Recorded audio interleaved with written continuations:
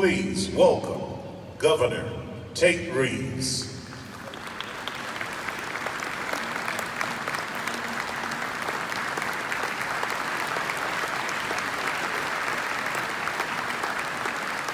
Thank you. Thank you for being here today and giving me this opportunity. And as I watched the video, Scott, your team did a great job with the video, and just watching it, the first thought that came to mind is, you know, if I had known this job was going to be so easy, I would have done it a long time ago. The last time I spoke to a group of this size at the Mississippi Economic Council was actually the Thursday before Election Day in 2019, which made it the day before President Trump came to Tupelo to campaign for us. And as I think back, that was barely over a year and a half ago, but it seems like 150 years ago. As you think back to 2020, I said in my inaugural address, and I meant it, I said, my job as governor is not to hide our problems, but to help fix our problems. And although 2020 and the first part of 2021 has certainly been a challenge, my team and my administration has worked diligently to go about exactly that. You know, you think back to 2020, we started doing some research towards the end of the year, and what we found was, dating back to 1972, the most federally declared disasters Mississippi's ever had in any one year was 4. In calendar year 2020, Mississippi had 13. And in addition to those natural disasters, we also dealt with challenges at the Department of Corrections, the Department of Human Services, Child Protection Services, and oh yeah, that little thing called COVID. COVID was one of those 13 natural disasters, and as I think about our response to COVID-19, a pandemic the likes of which we haven't seen in this country in well over 100 years, I was reminded of a quote from Faulkner. You know, Faulkner is given credit for saying it would be there tomorrow, and tomorrow, and tomorrow, not only to hope, not even to wait, just to endure.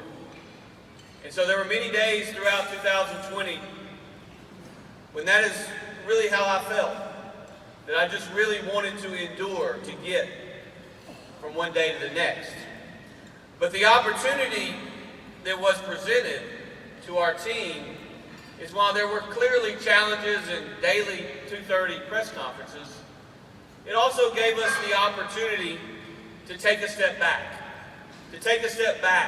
and re-examine the ways in which we govern, to re-examine the ways in which we look at ideas and opportunities, and yes, re-examine the ways in which we look at each other. It gave me the opportunity to announce the initiation of Restart Mississippi, which initially was begun, by the way, with the chair, very able and capable chair of Joe Frank Sanderson, himself a former MEC chairman. But it was initially begun to talk about how we would restart Mississippi's economy coming out of COVID-19.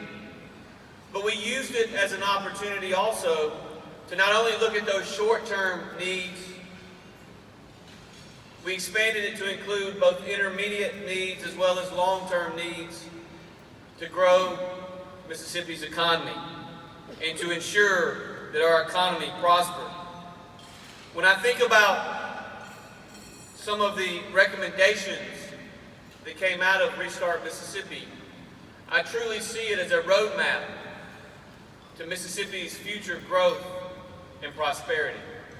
Now, many of the people in this room serve on the Restart Mississippi Committee, and I want to personally thank you for your service. As I think about how Mississippi has fared during COVID-19 in 2020 and 2021, I look at all of you across this room and recognize that to the extent that we've had success, and there's certainly been those who believe Mississippi has fared well relative to many of our peers, to the extent that we've had any success, It hasn't been because of the decisions made by your government or by your government leaders. It's been because of the risk that you as business people are willing to assume to get people back to work and to move our economy. As I think back to many of the decisions that were made, I'm reminded of a quote from Donna Tartt. Sometimes you can do all the right things and still not succeed. And that's a hard lesson of reality. When I think back to all the decisions that were made, both individually and collectively, I know that we made every decision based upon the data that we had at that time. But I also know that every single decision did not turn out exactly the way we wanted it to. The biggest regret I have from 2020, and I did it because I believed it was the right thing to do to protect our economy against overzealous local elected officials. We worked with the Trump administration and we made a decision to define some businesses as essential. It turns out about 85% of all businesses were defined as essential during that time. But as I look back on that, I realized that I made a mistake. Because the fact of the matter is, every single business in Mississippi is essential. If you are depending upon a small business to provide for your family, that is an essential business to you and your family. As I look out over our business community, I want you to know that we appreciate every single one of you. We appreciate what you have done, and we appreciate your decision to call this little place we love, Mississippi, home. Now, I'm proud of many of the successes that we've had over the last 10 years. We know for a fact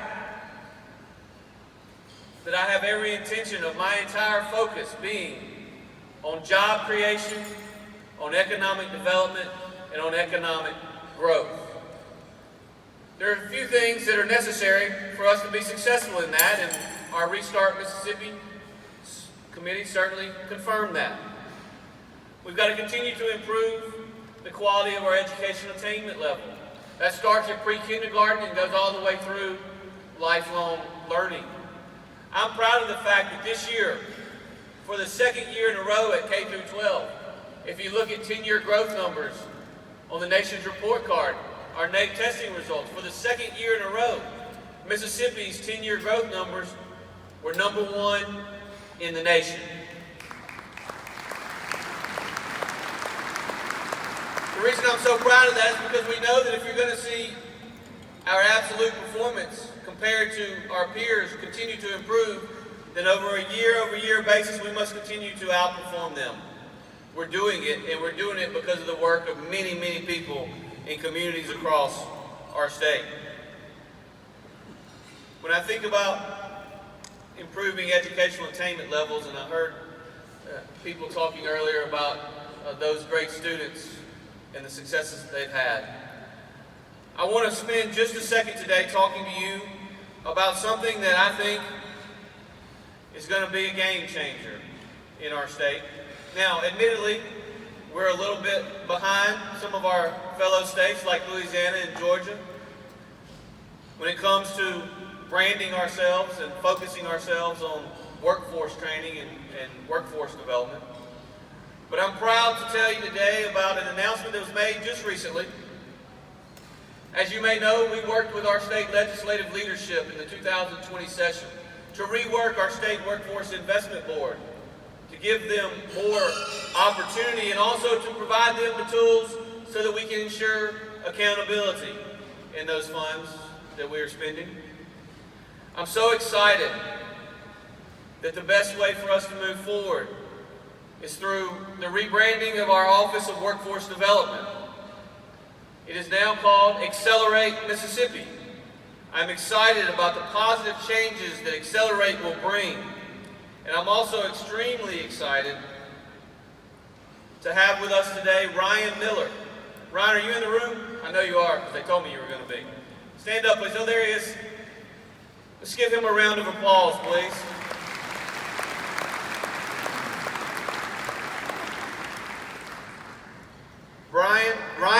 is going to do a fantastic job leading our Office of Workforce Development. He is going to have the opportunity to coordinate and sell with one voice what workforce development means in our state, how we invest in it, and how we train our people, not for the jobs of the last 50 years, but for the jobs of the next 50 years.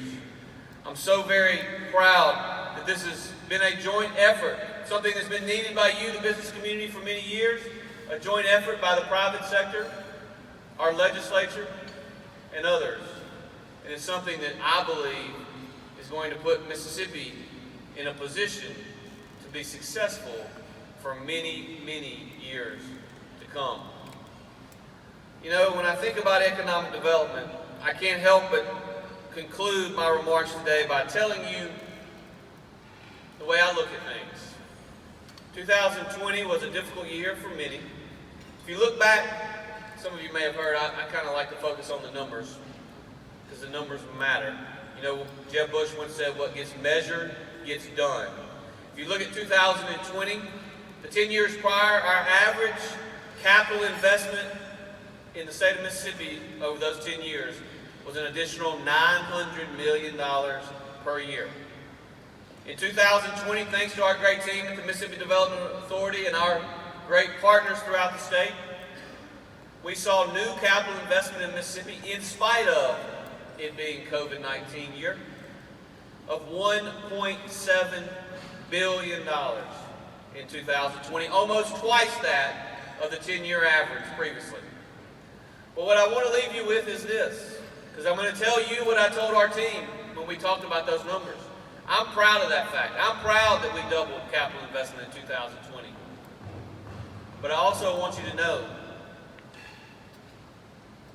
that I don't think we ought to measure ourselves compared to the Mississippi of old. We shouldn't compare ourselves to how we did 5 years ago or how we even did last year. For us to truly prosper, we must measure ourselves compared to the best in our country at economic development. We must measure ourselves on an annual basis in capital investment relative to Georgia and Texas and those other states that are seeing not only economic growth, but also population growth. I believe that if we can do both, we can grow our GDP by 3 to 4 to 5% a year in the short run, and we can position ourselves for all long-term economic growth and prosperity. But the only way we can do it is if those of us in government are willing to work with you and those of you in the private sector, because if we're all pulling in the same direction, we will all be successful. Thank y'all, and God bless.